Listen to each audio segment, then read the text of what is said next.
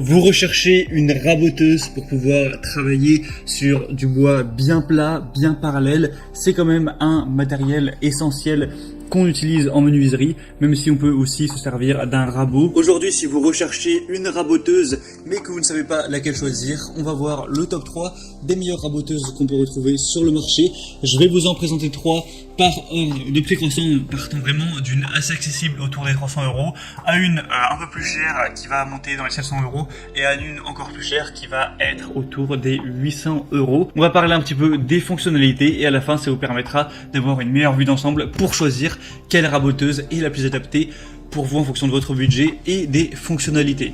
Et du coup, on va commencer tout de suite avec la première qui sera la Einhell TC SP204 qui est une raboteuse mais aussi une dégauchisseuse. Donc c'est aussi pratique, hein, c'est 2 en 1. On va avoir une puissance de 1500 watts, une vitesse à vide de 9000 tours par minute, une largeur de travail max de 204 mm, des pieds anti-vibration. On va avoir une conception solide, massive, une table de rabotage en aluminium avec une butée inclinable pour les chanfreins, une table de dégauchissage avec extension télescopique, une aspiration des copeaux pour une zone de travail toujours propre, des pieds anti-vibration pour une meilleure stabilité et un disjoncteur et un interrupteur de sécurité pour une utilisation plus sûre. Une épaisseur de rabotage maximale de 3 mm, une épaisseur de dégauchissage de max 2 mm.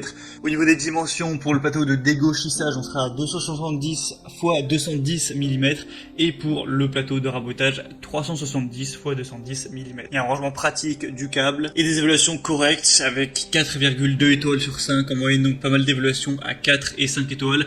Mais c'est vrai que c'est quand même très peu cher pour une raboteuse dégauchisseuse. Donc peut-être que le produit n'est pas le plus qualitatif du marché, mais ça peut être très intéressant si vous avez plutôt un petit budget. La deuxième qu'on va voir, c'est la Makita 2012 NB.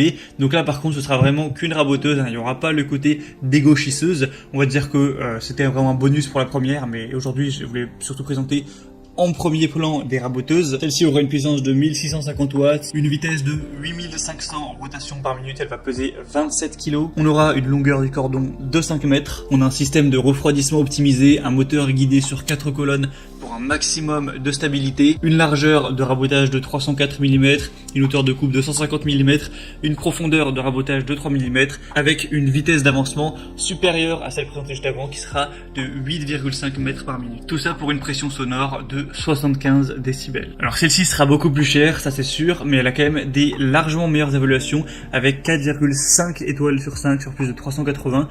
Donc vous avez forcément plus de chances d'être séduit avec celle-ci qu'avec la première. Donc je pense que c'est surtout à voir en fonction de votre budget, parce qu'au niveau des fonctionnalités, c'est pas énormément différent. Et finalement la troisième et dernière que je vais vous présenter, qui sera très intéressante également, ça va être la DeWalt DW733QS. Donc là on va encore avoir affaire à une raboteuse et non pas une raboteuse d'égo. Elle est conçue pour la mobilité, il y a une conception encore une fois à 4 colonnes pour une plus grande stabilité de la tête qui offre une finition de surface parfaite. C'est un outil qui peut être fixé sur un banc grâce aux trous insérés dans la base.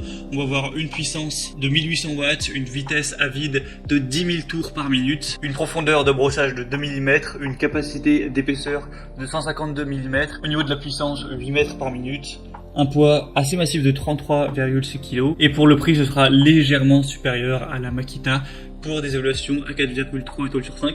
Donc là c'est quand même un peu moins bien que la Makita, donc là, finalement le meilleur choix c'est peut-être la deuxième, mais à vous de voir. En tout cas si vous voulez voir plus d'informations sur chacune de ces raboteuses ou raboteuses dégauchisseuses pour la première, il y a tous les liens dans la description, donc les liens vers chacune en fonction de leur heure d'apparition. Vous pourrez voir plus d'images, plus d'informations, plus de détails, voir par vous-même les évaluations clients, les questions-réponses, aussi ce qu'on dit sur les avis, les personnes qui l'ont acheté. En fonction de ça, choisissez celle qui vous convient le mieux en fonction de vos besoins. Commandez-la, ça pourra arriver en quelques jours chez vous, même si là, à l'heure où je tourne la vidéo, la première est en rupture de stock et vous pourrez commencer à l'utiliser. J'espère que ce comparatif aura pu vous aider à faire votre choix. Si c'est le cas, n'hésitez pas à aimer cette vidéo, abonnez-vous à la chaîne YouTube et moi je vous souhaite de passer une bonne fin de journée ou une bonne fin de soirée. À très vite, à la prochaine. Ciao.